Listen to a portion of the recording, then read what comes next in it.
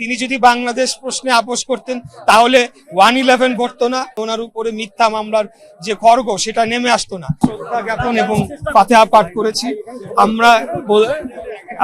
ওনার যে আদর্শটি, আপনার যে প্রশ্নটি করলেন, আমি মনে করি শুধু আমি না, আমার মতো কোটি যুবককে তিনি অনুপ্রাণিত করেছেন। উনি বাংলাদেশ প্রশ্নে কোনোদিনও আপোষ করেন নাই, একটি সেকেন্ডের জন্য তিনি আপোষ করেন নাই।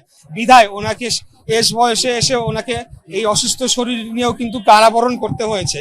তারপরেও তিনি একবারের জন্য বাংলাদেশ প্রশ্নে আপোষ করেন নাই। তিনি যদি বাংলাদেশ প্রশ্নে আপোষ করতেন তাহলে 111 ঘটতো না, তাহলে উনি প্রধানমন্ত্রী থাকতে পারতেন এবং উনি সব ধরনের পরবর্তীতে সুযোগ সুবিধা সকল কিছুই ভোগ করতে পারতেন। ওনার উপরে মিথ্যা মামলার যে খড়গ সেটা নেমে আসতো না।